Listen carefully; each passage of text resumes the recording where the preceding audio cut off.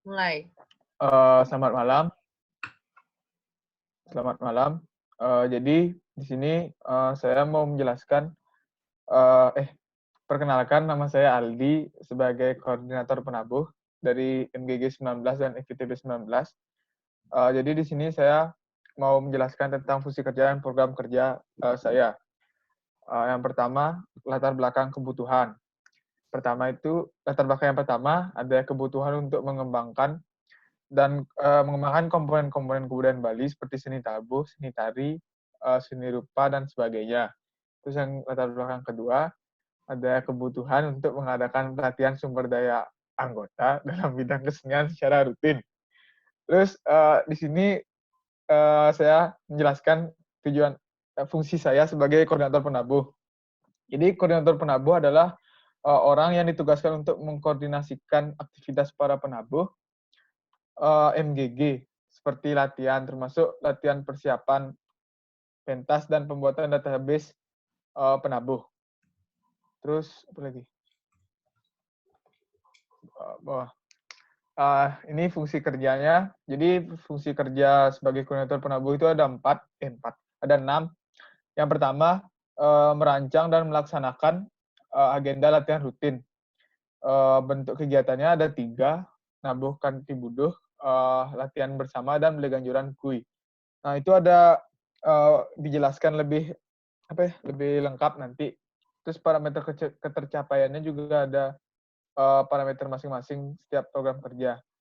Koordinasinya juga nanti ada sesuai dengan koordinasi program kerja. Terus fungsi yang kedua ada mengkoordinir latihan-latihan yang terkait dengan pementasan di acara MGG ataupun atas permintaan dari luar.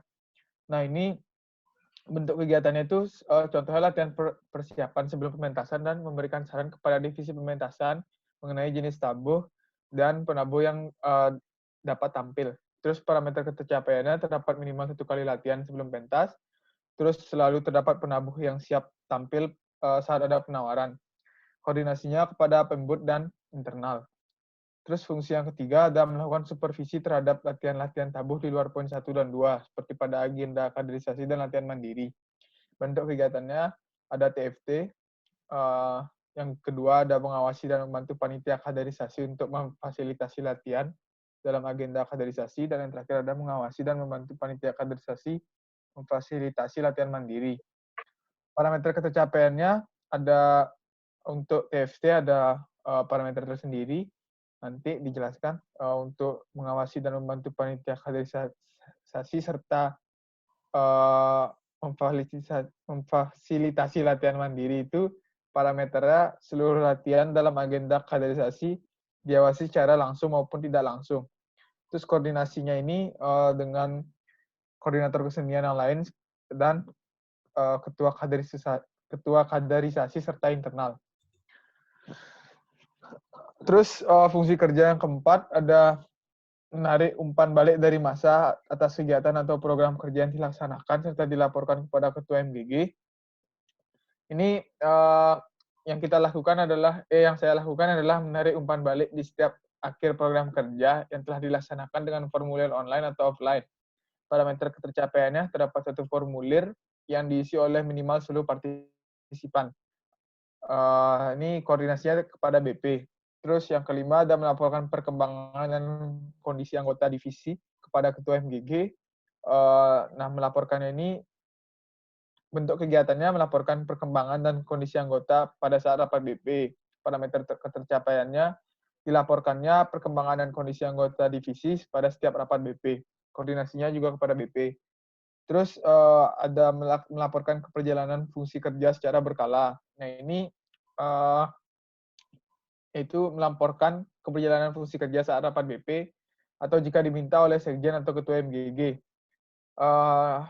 Parameter ketercapaiannya dilaporkannya keperjalanan fungsi kerja setiap rapat BP atau suatu saat jika diminta oleh sekjen atau ketua MGG itu sendiri. Nah, koordinasinya dengan ketua MGG dan sekjen dan BP yang lain.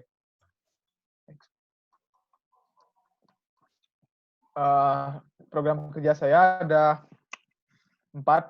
Yang pertama ada Nabuh Kanti Buduh. Jadi Nabuh Kanti Buduh ini adalah latihan rutin setiap 2 minggu sekali atau sebulan 2 kali. Nah, selain itu latihan Nabuh Kanti Buduh juga salah satu latihan dalam rangka menyiapkan penampil Dies Natalis.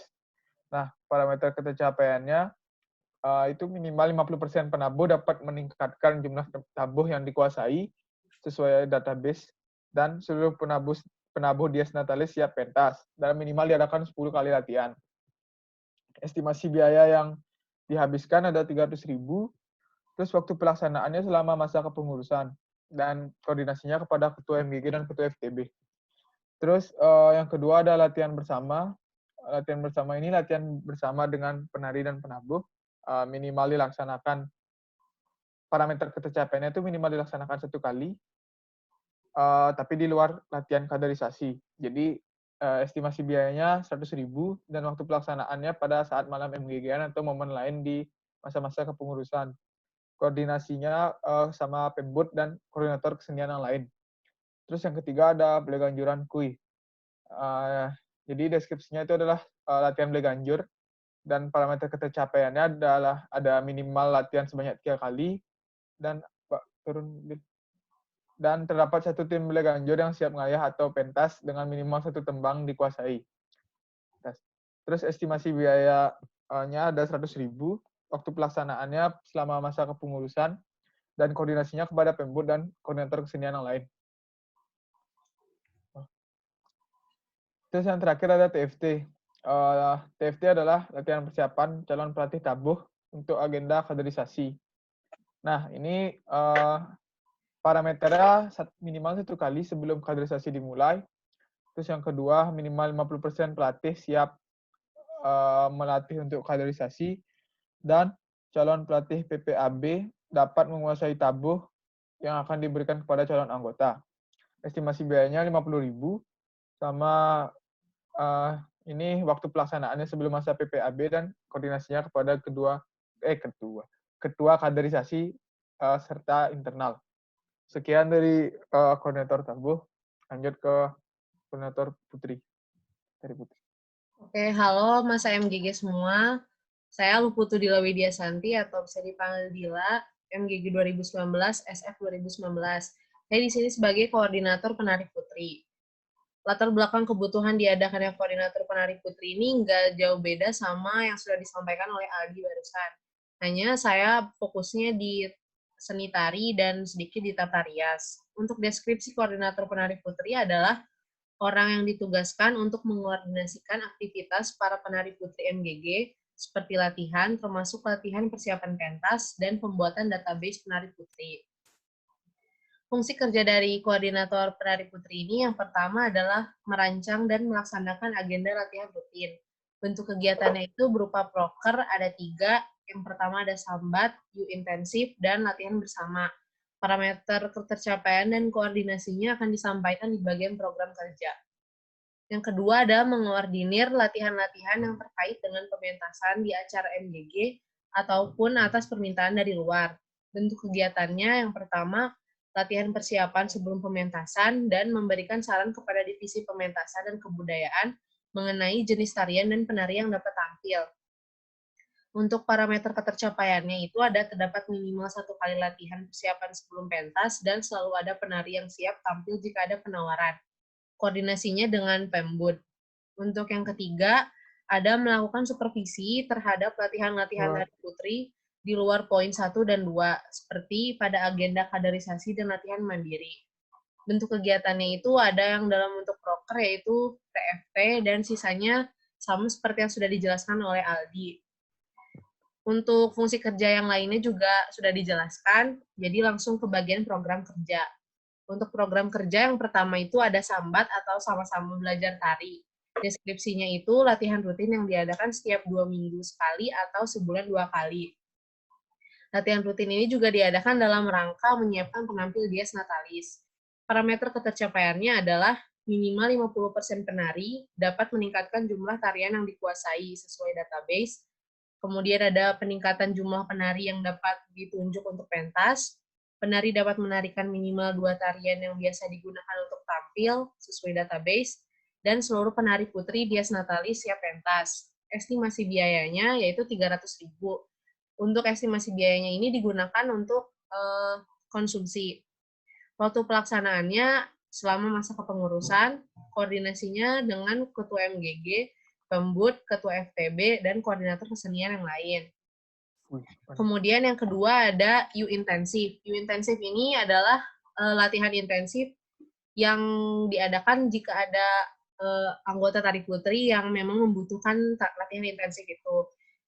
Jadi parameter ketercapaiannya seluruh penari yang membutuhkan latihan tambahan intensif dapat difasilitasi dan juga menjadi lebih paham dengan tariannya. Estimasi biayanya 100.000, waktu pelaksanaannya selama masa kepengurusan. Kemudian yang ketiga adalah latihan bersama. Deskripsi kegiatannya itu latihan bersama penari dan penabuh. Parameter ketercapaiannya adalah minimal dilaksanakan 1 kali di luar latihan kaderisasi. Untuk estimasi biayanya 50.000 dan waktu pelaksanaannya saat malam MGG-an atau momen lain di masa kepengurusan. Nanti akan berkoordinasi dengan pembud dan koordinator kesenian yang lainnya. Yang terakhir program kerjanya ada TFT. Deskripsi kegiatannya adalah latihan persiapan calon pelatih penari putri untuk agenda kaderisasi. Parameter ketercapaiannya adalah minimal 1 kali sebelum kaderisasi dimulai dan seluruh pelatih siap melatih untuk kaderisasi. Untuk estimasi biayanya 50.000, waktu pelaksanaannya sebelum masa PPAB dan akan berkoordinasi dengan ketua kaderisasi dan juga internal. Sekian dari saya, terima kasih. Baik, selanjutnya, halo Mas MGG, nama saya Ketigita Pramana Tarika dari MGG 19 dan SLPK 19 sebagai koordinator penari putra. Nah, koordinator tari putra ini latar belakangi dari beberapa kebutuhan. Latar kebutuhannya itu telah disampaikan oleh kurang lebih sama dengan koordinator penabuh dan koordinator penari putri. Tapi saya di sini fokus dengan seni tari dan tarian. Kemudian koordinator putra sendiri merupakan orang yang ditugaskan untuk mengkoordinasikan segala aktivitas para penari putra MGG seperti latihan, termasuk latihan persiapan pentas dan pembuatan database penari putra. Lanjut. Kemudian di sini saya akan membacakan dan menjelaskan tentang 3 poin fungsi kerja. Yang pertama ada merancang dan melaksanakan agenda latihan rutin. Bentuk kegiatan itu berupa proker. Yang pertama belajar ngigel dan kedua latihan bersama. Parameter capaian dan koordinasinya itu sesuai dengan program kerja. Terus yang kedua ada mengkoordinasi latihan-latihan yang terkait dengan pementasan di acara MGG ataupun atas permintaan dari luar. Untuk kegiatannya bisa berupa latihan persiapan sebelum pementasan, memberikan saran kepada divisi pementasan dan kebudayaan mengenai jenis tarian dan penari yang dapat tampil.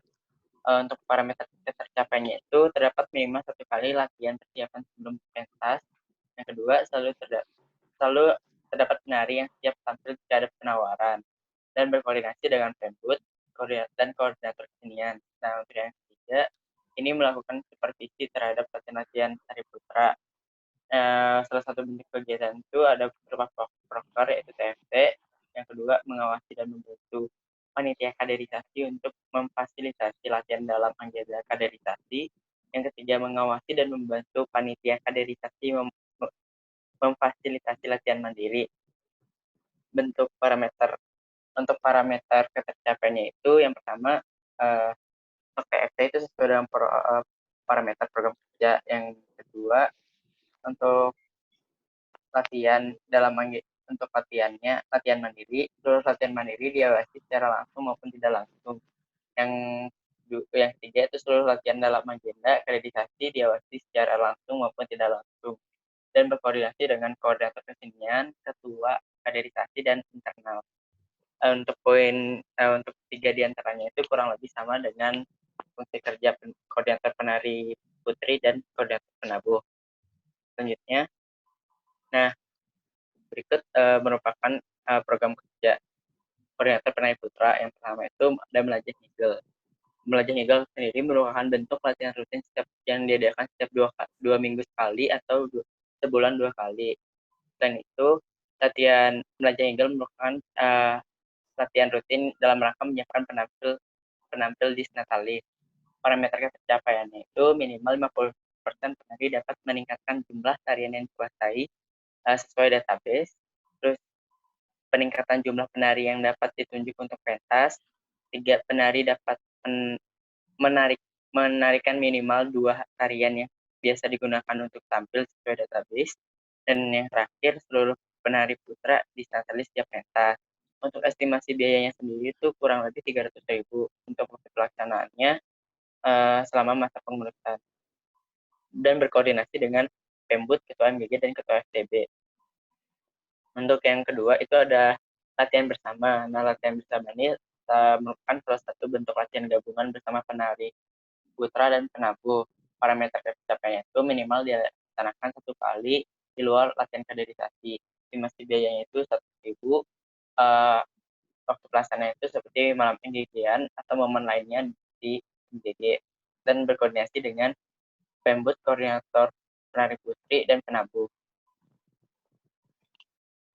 Selanjutnya ada TFT, merupakan bentuk latihan persiapan calon pelatih penari putra untuk agenda kaderisasi.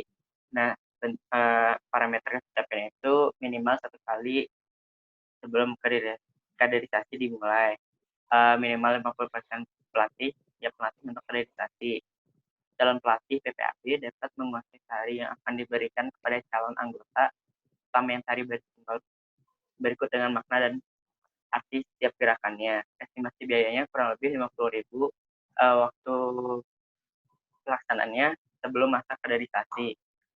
Dan berkoordinator dengan ketua kaderisasi dan berkoordinasi dengan ketua kaderisasi dan internal.